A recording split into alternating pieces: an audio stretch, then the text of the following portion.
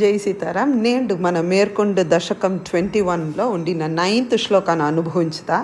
ఇక్కడ భట్టత్రీస పేరు శ్రీనారదేన సహ, నారదర్తో సేరి భారత ఖండ ముఖ్యై మత్త ముఖ్యవేన భక్తులతో సేరి సాంఖ్య యోగ నుతిభి, సాంఖ్యం యోగం మొదలుకొండు ఉండిన ఆ తత్వాలన నుతిభిహి అంటే స్తుతిల్హ అని నీకోసర పాడినారు. హే కృష్ణ, నువ్వు నరసకః నారాయణః త్వం, మీరు నరర్ని నారాయణన్ అని సాధు జనాభిరక్షి, సాధుకులను రక్షించేందుకోసరం ఆ కల్పకాలం, ఈ కల్పం ముழுக்க முடிஞ்சவேది, అదావదు ప్రళయం వచ్చేవెరిగి మక్కల్న సాధు జనాలను రక్షించుతుము అని చెప్పి, హే కృష్ణ నరనారాయణ రూపంలో సముపాస్యమాన ఇక్కడనే ఉండు ధ్యాన నిలయలో ఉండారే. హే కృష్ణ, హే భూమన్న పరిపాహి, అన్ని భక్తులను రక్షించండా అనేసి భట్టత్రి అనేరు. ఇవాళ 10th శ్లోకాలు చూసామంటే భట్టత్రి ఆర్మించారు. అయ్యి హే భగవన్న ప్లాక్షే అర్క రూపం, ప్లాక్ష లోకంలో నిన్న అర్కం అంటే సూర్య రూపంలో నిన్న వలిపడేరు.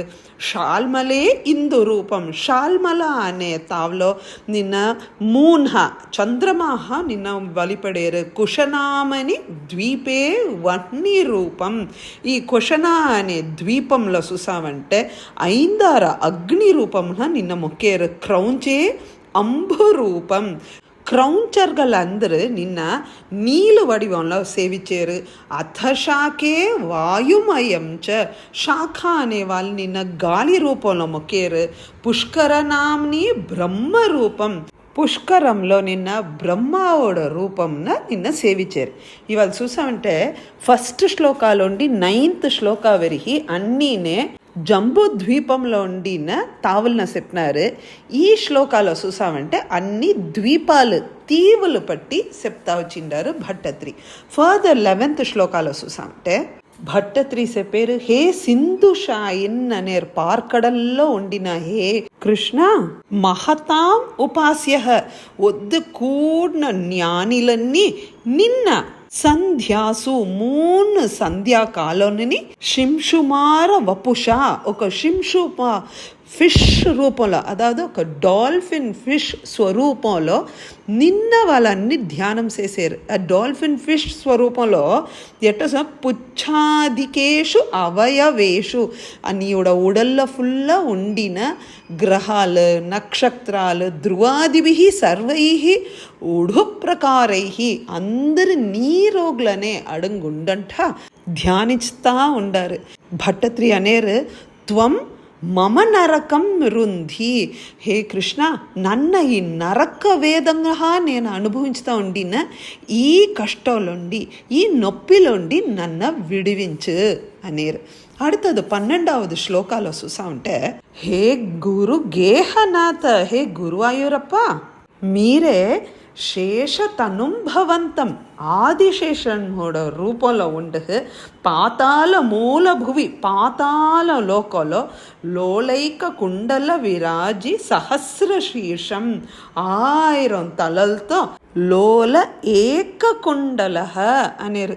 ఒక్క కుండలంతో మీరు నీలాంబరం బ్లూ కలర్ డ్రెస్తో ధృతహలం చెయ్యిలో హలం అనే ఆయుధం పెట్టి, ఈ హలం అనే ఆయుధం దేని ఇక్కడ ఎంఫసైజ్ చేసి అంటే మన బలరామరు ఆదిశేషనుడు అవతారమే. So just correlate everything with it అంటా అని భుజంగాంగ నాభిజుష్టం, అతని చుట్టూ చూసా అంటే నాగ కన్నికయులన్నీ చుట్టూ ఉండట. హే కృష్ణ నేను నిన్న ఈ ఆదిశేషన్ స్వరూపంలో నిన్న సేవించేను. హే కృష్ణ గధాన్ హర, నా ఓడ అన్ని నొప్పిల్లోండి నువ్వే తీర్చుడాలే అనేరు. ఇవాళ ఈ 12th శ్లోకాలో మీ ఒక డౌట్ వచ్చిండాలే, ఏమి ఒక్క కుండలంతో? యాక్చువల్లీ పెరుమాళ్ 2 కుండలాలు ఉంది. దానిలో ఒక్క కుండలం చూసామంటే కపిలర్ ఎత్తుపోయినారట, ఇంకొక కుండలో ఆదిశేషన్ ఎత్తుపోయినారట. కపిలర్ ఆ కుండలం పెట్టే సాంఖ్యం అనే తత్వం ఎత్తిచ్చారు. ఇంకొక కుండలం ఆదిశేషన్ పెట్టుకుని సరేహా ఇక్కడ మనం ఏం చూసాం, ఆదిశేషనోడ స్వరూపంలోనేహా అనేప్పుడు ఆదిశేషన్ ఒక్క కుండలంతోనే ఉండిండాలి. ఆ ఇంకొక కుండలంతోనే మనోడ ఆదిశేషన్ పతంజలి మునివర్హ పుట్టు యోగ సూత్రం అనేది ఇచ్చారు. దీన్ననే మన 9th శ్లోకాలోనే ఏం చూసాము, అన్ని కూడిన భక్తర్గల్ నారదర్తో సేరి ఎట్ట సాంఖ్యంని యోగం స్తుతి చేశారు అని చూసామే.